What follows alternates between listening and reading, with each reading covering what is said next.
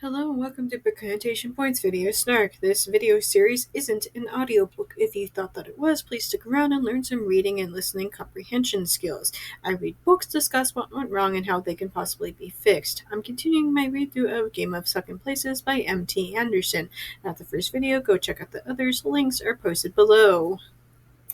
Chapter 24. Jack shows up and kind of stands there. The entire thing is honestly kind of bizarre. Eventually he moves and Brian calls out for help and Jack firefights that it's him. He then starts chucking and throwing stars at the monster, except it doesn't exactly seem to be doing much to help the boys since they're still struggling to get away. It's seriously giving, oh no, anyway, vibes. After a lot of struggle, the boys end up knocking over their gas lantern. Some of the gas spills out and eventually catches everything on fire. It's everything that the boys can do to get out from there, leaving Jack behind. And I have to say, out of everything I expected to happen, Jack being burnt alive as he pretended to fight the monster wasn't one of the options. As the boys leave the area, they see a bunch of the locals lined up with anything that they could carry on their backs, fleeing through a portal, which, okay, I don't know what's happening, but I also suspect neither does the author. The boys then decide that the last place that they saw the coronet was on the head of the current king, so they have to go and get it. They go back into the water, passing said king, literally sledding past them. Yeah, if you can understand literally any of this mess, you probably deserve some kind of an award. I'm so freaking lost. Anyway, the king is wearing a knit cap because he's sledding. Jack shows up again, screaming at them that he had only been attacking the monster, not them. However, as they hurry up to avoid having to deal with him again, he starts chucking metal discs at them. Did the author forget about the throwing stars within the span of 2 pages, or is this supposed to be a different weapon? No, the thing is that I never thought that Jack was actually attacking them, more like he was intending to stand around and ensure that they were fully dead before claiming victory for himself. But that the only reason why he started chucking and throwing stars was because the monster began attacking him as well, which is one of those I don't know what you expected kind of moments. The boys keep running to get away from Jack. They eventually fold into a crowd of locals who had 100% not been there earlier. I'm super confused as to where all of these people came from. Did the boys end up in the actual city, or is this the past? What is happening? Jack continues to chase after them, calling out, "We're in the final turn of the game, so I'm allowed to kill now. I'm finally allowed to kill." Just honestly pretty dark considering the target age range. No author would actually kill off their main characters in such a way, but even such a threat in a book aimed at 9-year-olds is kind of intense. And spoke too soon. Steel rang on stone as it skidded along the road, raising sparks. Brian screamed. Another shot through the air, and Gregory saw it slice through the back of Brian's head. It feels like some sort of illusion or something. Even most authors would hesitate to kill off one of their characters, let alone this author.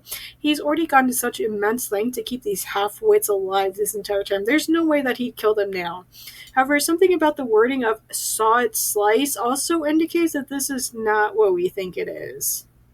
Chapter 25. Exactly as I predicted at the end of the previous chapter, something happened that prevented the disc from going through Brian's head, and that something was the boys pressing the time travel button as well, time traveling to the past. They know that they're not out of the woods yet, since they're certain that Jack will be waiting for them when they return to their own time.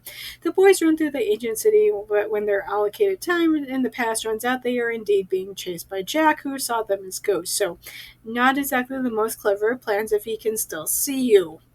They get down to the underground lake where they left the boat, except that Jack throws more weapons at them from the shore. The boys press the button again, only for them to end up in the water since there's now no more boat.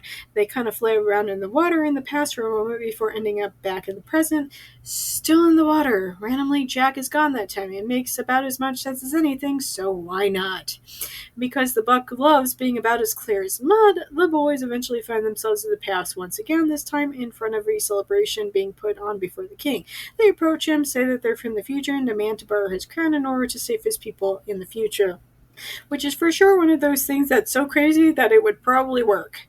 However, it's when the boys start adding in the few details that they know about how these people would be hunted down in the future that the king starts to have his doubts. The woman leaned her elbows on her knees. "Oh, just give them the crown. I want to finish the dance so that we can go on to the s'mores." "Swell," said the emperor. "S'mores." This is a fucking published novel, everybody. Never give up in your dreams. If this incomprehensible garbage can get published, so can you. Eventually, Greg storms over to the man, rips the crown off of his head, and they both leave. Chapter 26. Back in the present with the coronet, the boys make their way to the cathedral. As usual, the act of them simply walking takes up way too much page time. Even at this 11th hour, this is seriously getting pretty old. However, when they get to the cathedral, they're met by Jack once again, like, seriously, how stupid could you be? Where did Jack go? Oh, gee, I don't know. Probably not to lie in wait to ambush us as we go in for the victory. Ha ha ha. Absolutely not. Anyway, Jack grabs a hold of Brian, who is not doing well from everything that's been happening to him. He starts to choke the boy, which, dude, seriously? Murdering a child? I know that to you this is a high-stakes political game, but come on, a literal child.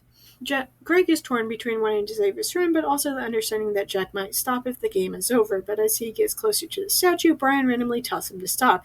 Then Brian and Jack both shift into the past and become only Ghost of Greg, where Jack proceeds to beat the snot out of Brian, which, again, literal child.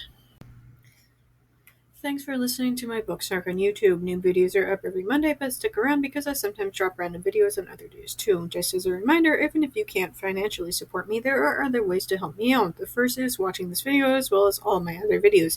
It's also important to like and subscribe. Finally, you can share this video with all your friends so that they can help as well. If you're already caught up with all of my videos, you can go to Tumblr for my main book. Snark's always free and updated every morning. The only edit to Patreon is to become a member without paying. You'll get access to the same things on Tumblr, but on Patreon. Supporters can have access to so many more book snarks starting at $1 a month. Also, new is a 1-week free Patreon trial, so be sure to check that out. Special thanks to Dawn and Phoebe for supporting me on Patreon already. If you want to hear your name in my video next week, either support me on Patreon or make a one-time donation. Do you like my snarks so much that you want me to snark your writing? I do that too, but not to worry if you feel like you couldn't take the criticism. I also offer regular book editing as well. You can contact me on any of my social media platforms if you have further questions about my editing services, including pricing options. If you want to read some of the things that I've written, you can purchase my works on Amazon. I have a slew of spicy short stories and 2 full-length novels. I also frequently run flash sales on my stories, and if you don't follow me on any social media, you might want to do so just so you can know when I might be offering things for free. Links for everything will be posted below. See you next week, guys.